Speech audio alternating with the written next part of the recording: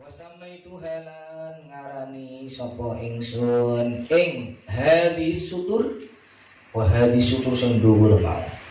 Wasamaitu halan ngarani sapa ingsun ing hadis sutur faidul barokati ing aran faidul barokat fi sab'il qiraat. Jenenge faidul barokat fi sab'il qiraat. Wa nas'alu lan nyuwun sapa ingsun Allah ing Allah taala ay yaj'alaha ing yen dadekake sapa Allah ing hadis sudur den dadekake khalisatan ingkang murni liwajhihi maring zati Allah al-karimi kang mulya wa ayyang fa'alan yento bisa ngalap manfaat biya kelawan hadis sudur sapa kullu talibin saben-saben pelajar dhi qalbin kang anduweni ati salimin kang selamat.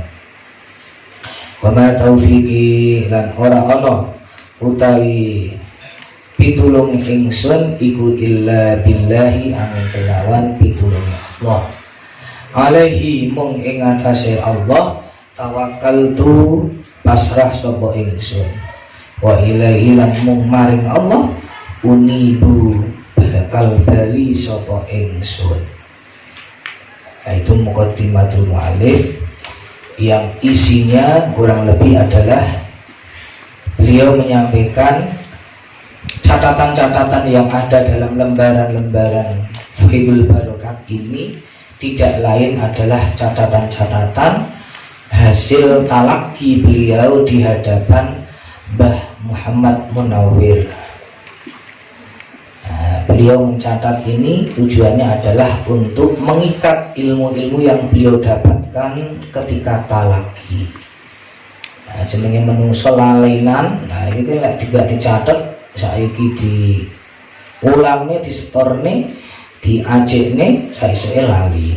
Makanya beliau nyatet dan enggak lali, bisa jadi catatan.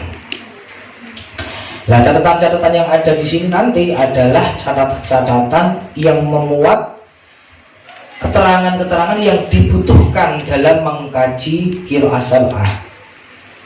Baik berkaitan wajah-wajah yang masyhur. Di wajah yang disampaikan di sini nanti wajah yang masyhur.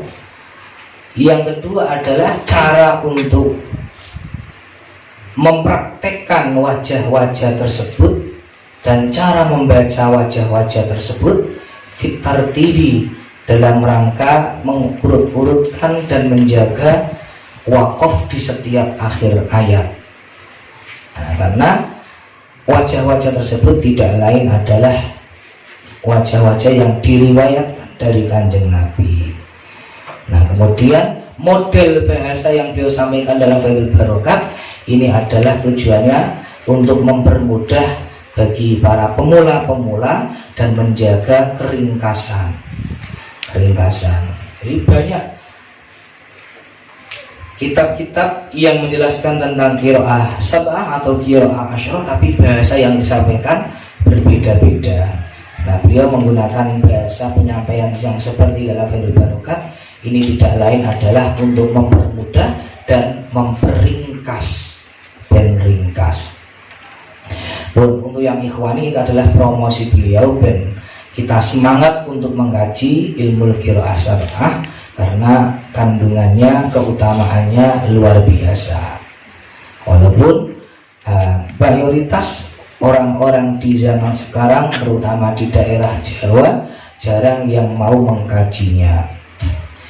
Nah, tapi kita ini disemangati oleh beliau untuk mengkaji qiraah sab'ah.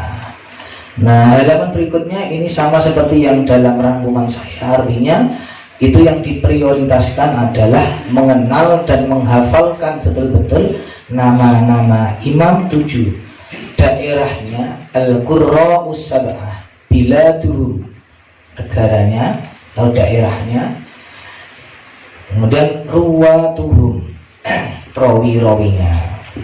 Nah, untuk miladuhum, wafatuhum ini ora apal ora popo, aku diri ora apal, tapi nama imam biladuhum daerahnya, rawi-rawinya insya Allah hafal. Jadi Nafi' Madinah, Qalun, Warash. Ibnu Katsir Makkah, Bazi, Kumbul. Abu Amr Basri, At-Turi dan As-Susi. Ibnu Amir Syam, Ibnu Zakwan Hisham dan Ibnu Zakwan. Asim Kufah, Syubah dan Hafaz. Hamzah Kufah, Khalaf dan Khalad. Ali Al-Kisai Kufah, Abul Haris dan Turi Ali. Nah, itu tuh apa? Itu apa? Jadi kalau dalam kitabnya kan Hafiz At-Turi, Hafiz At-Turi, tapi itu nanti yang terkenal dalam Faidul Barokat penyebutannya bukan Hafiz At-Turi tapi Turi Ali. Nah, makanya dalam catatan saya dan sudah ada, kalau disebutkan At-Turi Ali berarti yang dimaksud ya Hafiz At-Turi. Lah, Hafiz At-Turi dengan Turi yang Abu Amr Al-Basri niku apakah sama satu orang? Iya. Makanya di situ disebutkan Hafiz At-Turi wafatuhun madhkurun.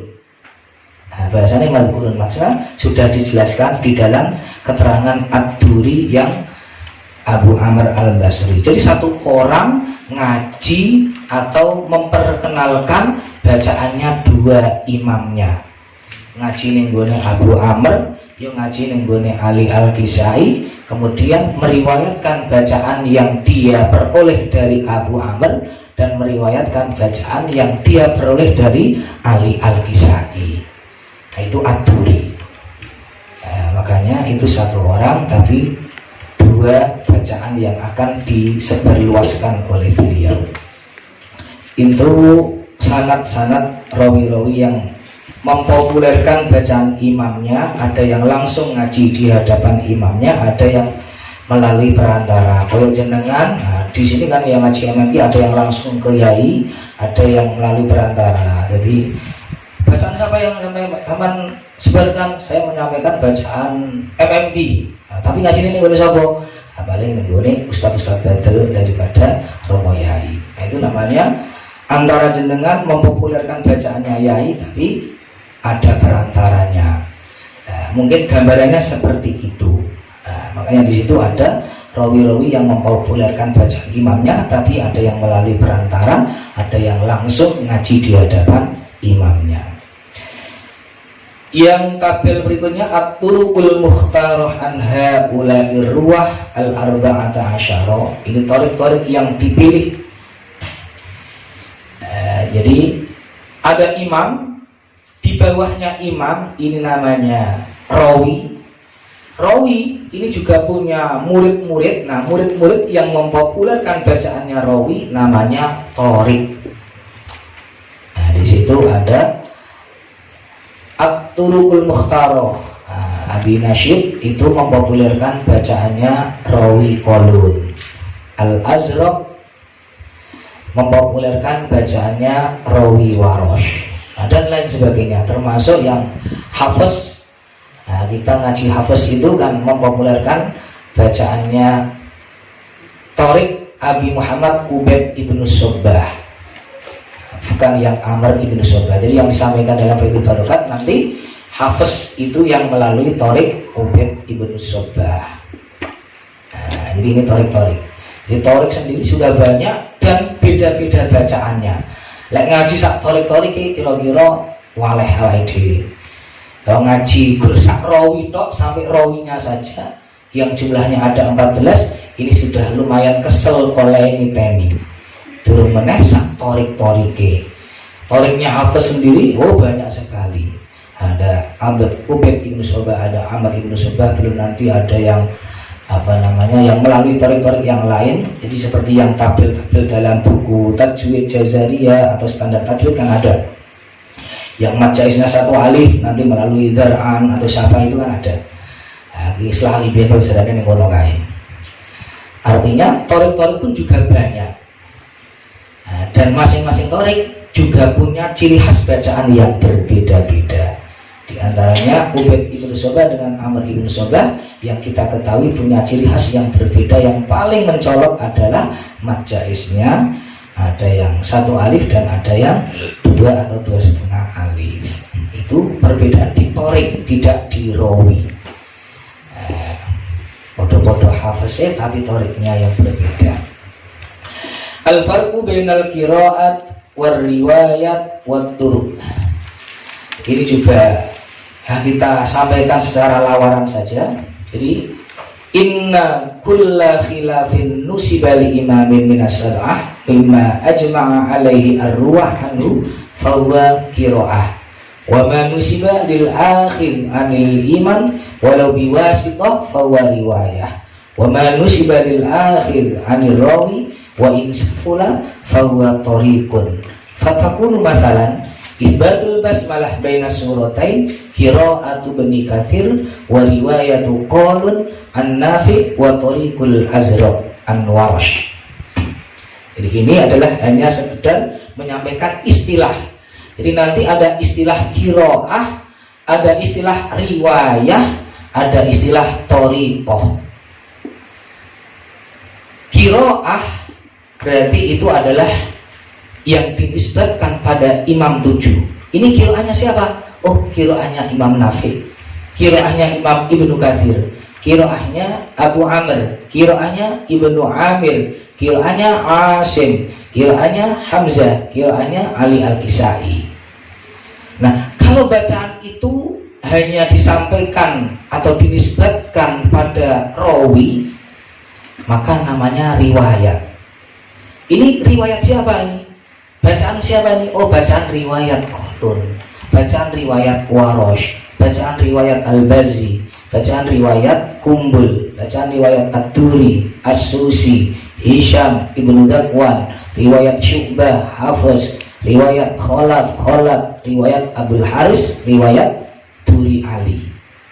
Jadi kalau dinisbatkan pada rawi namanya riwayat. Kalau bacaan itu dinisbatkan pada sebawahnya rawi, maka namanya thariqah. Ini bacaan siapa ini? Ini bacaan thariqahnya Ubaid ibnu Sobah dari Hafiz dari Asim. Ini thariqahnya Al-Azraq dari Warash dari Nafi. Nah, ini thariqahnya siapa? Abi Nasyid dari Qalun dari Nafi. Nah, tapi yang thariqah di sini jarang disampaikan atau tidak akan ada pembahasan tentang thariqah, hanya sebatas qiraah dan riwayat saja nanti. Sebab pelajaran kita di Fathul Barokat ini hanya akan terbatas di rawi saja. Makanya saya sampaikan untuk tabel at-turuqul mukhtarah ini Anda hafalkan monggo, nggak dihafalkan tidak masalah. Jadi yang paling utama adalah tabel yang pertama tadi, imam, negaranya atau daerahnya, rawi-rawinya. Hanya itu saja yang perlu jenengan titeni. Nah, untuk yang thariqah nggak hafal tidak masalah. Mergo aku dhewe ora hafal. Nah, jenengan hafal ya berarti luar biasa. Ono doae. Ifradul qiraat wa jam'uha. Ini juga hanya sekedar metode pembelajaran.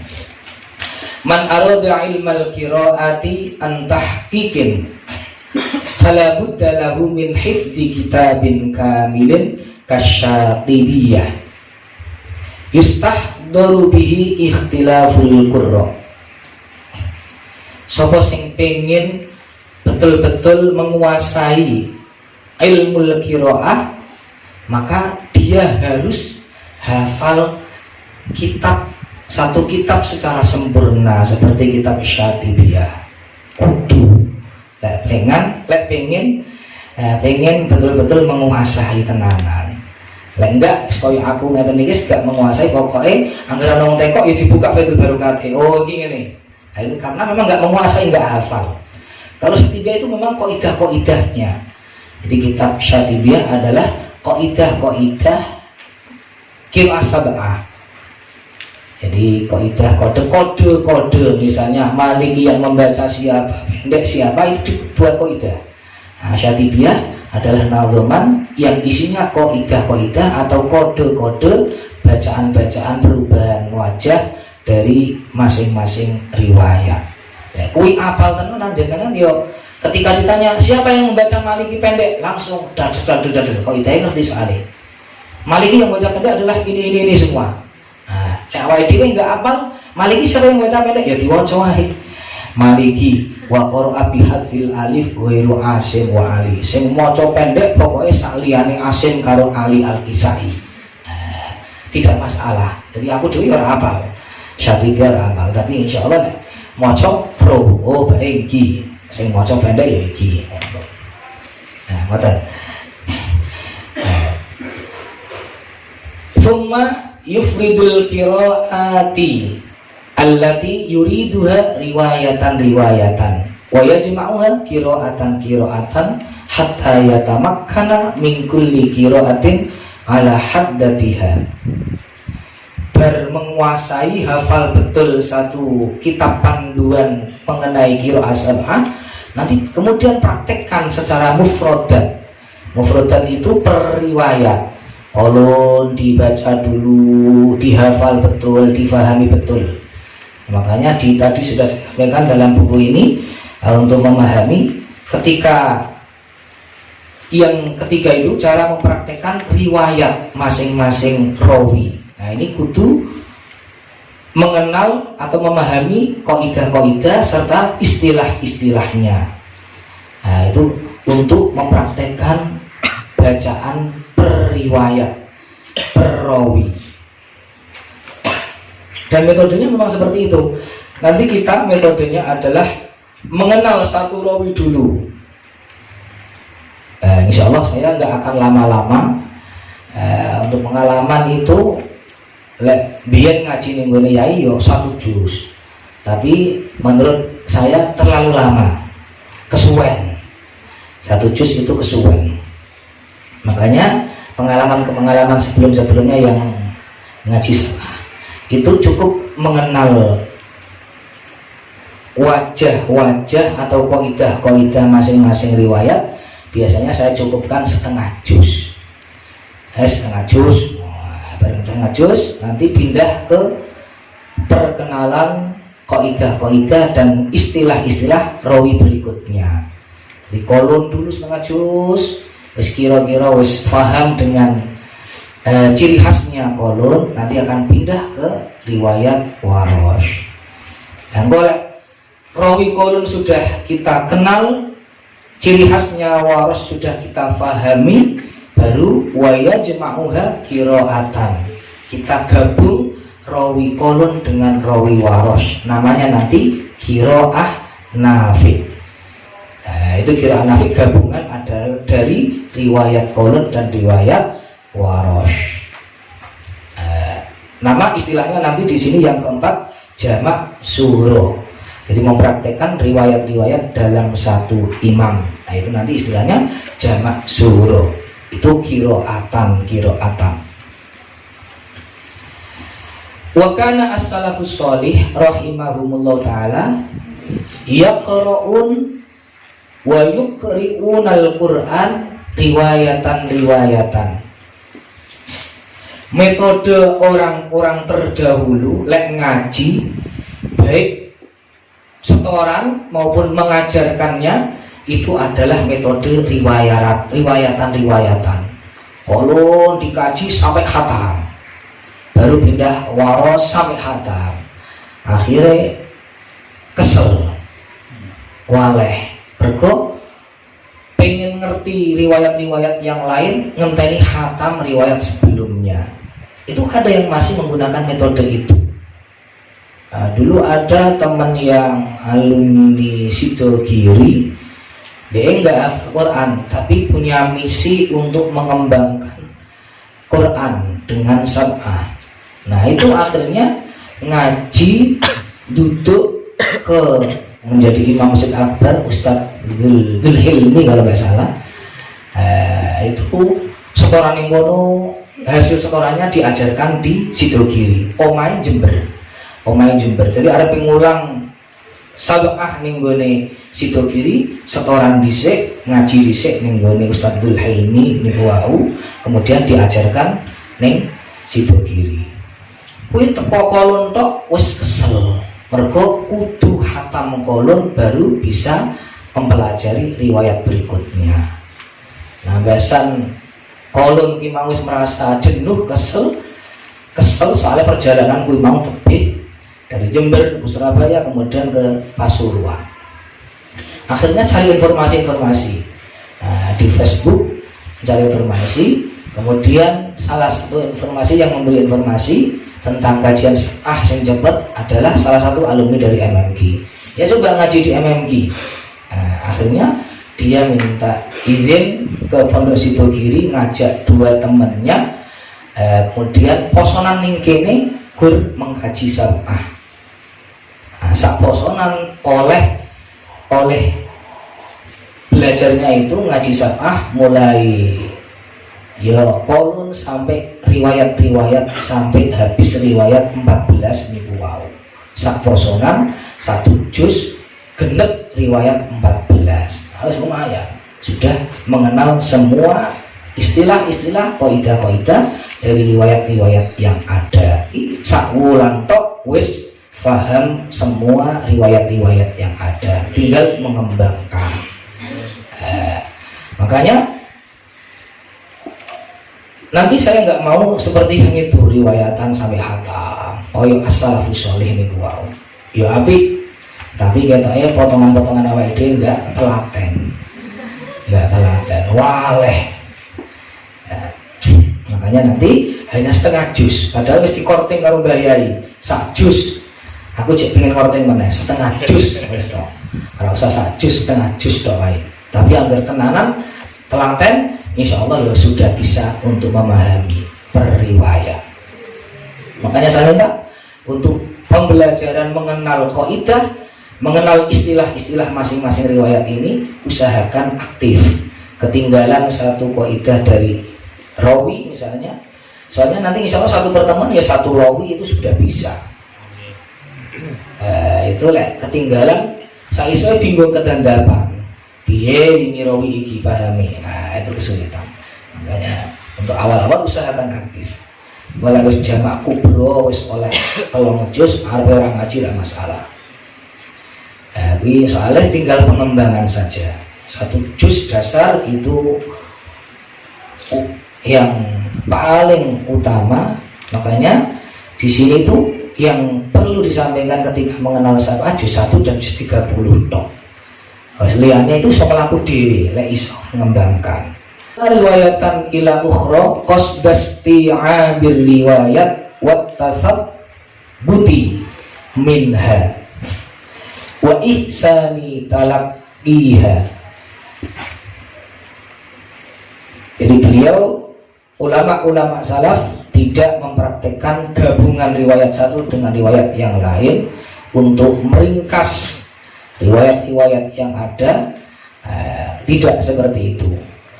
Wastamarra amaluhum ala dzalika ila asna'il mi'atil khamisah asraddani wal ahwazi wal hudali. Metode seperti itu berjalan sampai periode pertengahan abad kelima, pertengahan tahun kelima dari 100, berarti 500. Nah, berarti sekitar 450 itu. Sebelum itu ulama-ulama masih menggunakan metode kajiannya adalah periwayat. Nah, mulai periode yang 450 ke atas, yaitu masanya Imam Abu Amr Ad-Dani, Imam Al-Ahwazi Al-Hudali, wa man ba'dahu, dan orang-orang setelah dari imam-imam Ad-Dani tersebut. Famin dzalikal waqti dzahara al-qira'atu fi khatmatin wahidatin wastamarra ila zamanina. Mulai dari periode itu sampai zaman sekarang dipermudah, itu ngajinya tidak periwayat sampai hatam. Gini wow, cuma satu juz mengenal riwayat-riwayat yang ada, kaidah-kaidahnya, istilah-istilahnya. Kemudian berpindah ke riwayat berikutnya, kemudian digabung qiraatan, kemudian digabung lagi menjadi jamak kubro. Itu wastamarra ila zamanina. Asanidul qurra, sanad-sanad dari imam-imam 7. Nah, itu kalau pengen Anda memahami mengenalnya, itu silakan dibaca sendiri. Al-isti'adzah, al-basmalah, wallahu a'lam. Insyaallah besok kita akan memulai tentang pembelajaran atau bab mengenai isti'adzah, basmalah, dan fokus pada riwayat kolun.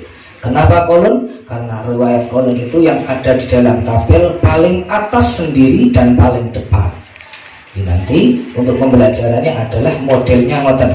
Riwayat kolon dulu karena paling atas dan paling depan, baru riwayat sebelahnya. Nanti di bawahnya lagi ya bazi, baru dengan kumbur dan seterusnya. Itu metode pembelajaran kita, insya Allah seperti itu. Al-Fatihah. Alhamdulillahirobbilalamin.